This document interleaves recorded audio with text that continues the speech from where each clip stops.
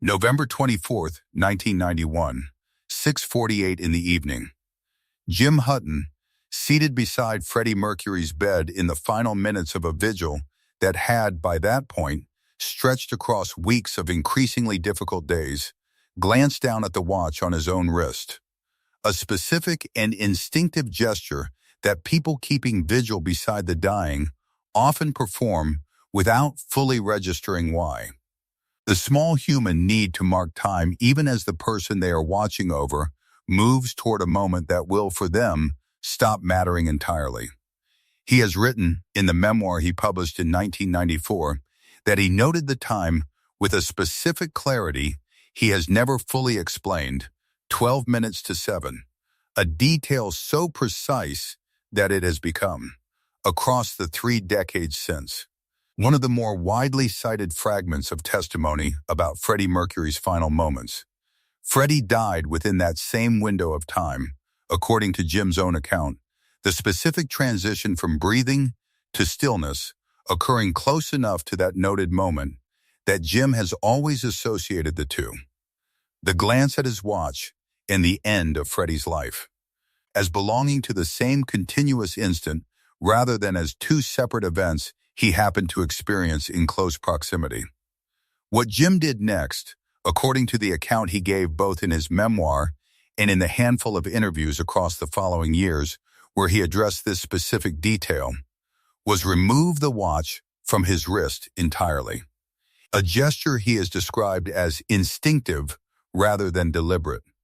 something his hands did before his mind had fully processed what had just happened in the room around him. He did not restart the watch. This detail, confirmed by Jim himself across every account he gave before his own death in 2010, has become, among people who study the extensive testimony surrounding Freddie Mercury's final moments, one of the more quietly devastating fragments of the entire historical record, precisely because of its specificity and its apparent permanence, a mechanical object stopped at a precise moment and, by explicit choice, never returned to normal function. Jim has explained in the interviews where he discussed this choice that restarting the watch felt, to him, like it would represent a specific kind of forgetting, an implicit agreement to let ordinary time resume its normal forward motion in a way that felt, in the immediate aftermath of Freddie's death, like a betrayal of the magnitude of what had just occurred. Time kept going for everyone else, he said, in the version of this quote that has been cited most consistently across the years since. But I didn't want it to keep going on my wrist. Not that one. I have other watches. That one stayed exactly where it was. Jim kept the stopped watch, according to his own account, for the remainder of his own life, a period that stretched across nearly 19 additional years, describing it in his memoir as one of the small number of objects he considered irreplaceable, distinct from anything of Freddie's own possessions that Jim might have inherited or been given, precisely because the watch belonged entirely to Jim's own experience of that specific moment rather than to Freddie's life more broadly. What happened to that watch following Jim Hutton's own death from lung cancer in January 2010 has never been comprehensively documented in any single account, existing instead as scattered fragments across the limited coverage of Jim's death and the disposition of his personal effects.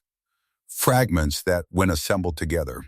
suggest a story considerably less resolved than the watch's earlier, more thoroughly documented history. Jim had, according to people who knew him during his final years, become increasingly private as his own health declined, maintaining close relationships with a small circle of friends in his native Ireland, where he had returned to live out his final years, but generally avoiding the kind of extensive media engagement that had characterized the period immediately following the publication of his memoir in the mid-1990s. His personal effects, following his death, were distributed among family members and close friends according to arrangements that were never publicly detailed with any specificity. The general privacy that had characterized Jim's final years extending, apparently, into how his estate was handled after his death. The specific fate of the stopped watch within this broader and largely undocumented distribution of personal belongings has become, among people who have researched Jim Hutton's life and his relationship to Freddie Mercury's memory, a genuine and apparently unresolved question, one that sits alongside the small number of other physical objects connected to Freddie's final months whose current locations remain unknown or unconfirmed to the public. Some fragmentary testimony, reaching researchers through people who maintained contact with Jim's remaining family members in the years following his death, suggests the watch remained within the family, passed to a relative who understood and respected its specific significance. Though this account has never been confirmed with sufficient authority to be treated as established fact rather than plausible speculation. Other fragments suggest a different possibility, that the watch may have been included without any specific public acknowledgement of its particular history, among items that eventually passed into private collections or auction circulation. The general pattern by which personal effects connected to famous relationships sometimes enter the broader marketplace for music memorabilia without their full provenance ever being publicly disclosed or verified. Neither possibility has been confirmed through any source willing to speak with sufficient specificity to resolve the question. And the general opacity surrounding Jim Hutton's estate following his 2010 death means that researchers attempting to trace this particular object have consistently run into the same fundamental obstacle that characterizes so much private testimony from Freddie Mercury's inner circle, family members and close associates who have chosen, whether through explicit decision or simply through the absence of any specific reason to publicize such details, not to confirm or deny specific claims about individual physical objects connected to this period. What makes the watch's uncertain current location feel particularly significant, according to people who have studied this fragment of the broader Freddie Mercury historical record closely, is the specific symbolic weight the object carries independent of its market value, or even its connection to Freddie himself. The recognition that this particular watch represents, more precisely than almost any other surviving artifact from that November evening, the exact moment time stopped mattering to one specific person in that room, frozen not through any deliberate act of preservation or archival intention, but through a simple, immediate, instinctive human gesture that Jim Hutton apparently never once, across the remaining 19 years of his own life, reconsidered or reversed. This distinguishes the watch from other artifacts connected to Freddie's final months, whose preservation involved more deliberate curatorial intention. Mary Austin's careful protection of Freddie's funeral instructions, or his undeveloped photographs representing conscious, ongoing decisions about what deserved protection and why. Whereas Jim's watch represents something closer to an accident of grief that calcified, over 19 years of continued non-restarting, into something considerably more permanent and considerably more personal than Jim himself may have initially intended when his hands first removed it from his wrist in the immediate aftermath of watching his partner of 6 years die in the bed beside him. The specific time the watch displays, 12 minutes to 7, has become, among fans who know this particular story, a small and quietly significant detail that occasionally surfaces in tribute contexts,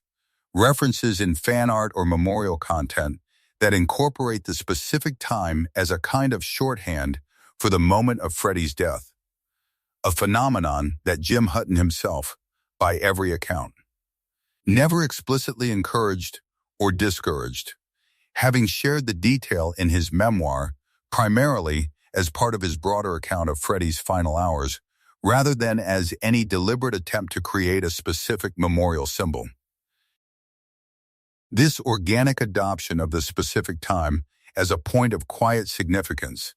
among people who have encountered Jim's account illustrates something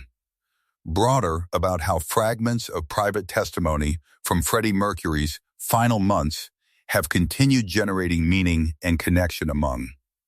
People who never knew him personally, small specific details, a stopped watch, a particular minute,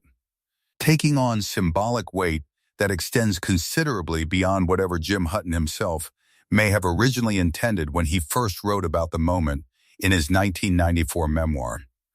Whether the physical watch itself, wherever it currently exists, continues to display that same frozen time, 12 minutes to 7, or whether decades of storage, handling, or eventual disposition into unknown hands has altered its mechanical state in ways that would no longer preserve the specific moment Jim originally froze, remains, like the object's current location, entirely unconfirmed. A small mechanical question that nonetheless carries, for people who have followed this particular thread of Freddie Mercury's historical record, a specific and difficult to articulate emotional weight. Jim Hutton's own reflections on the watch,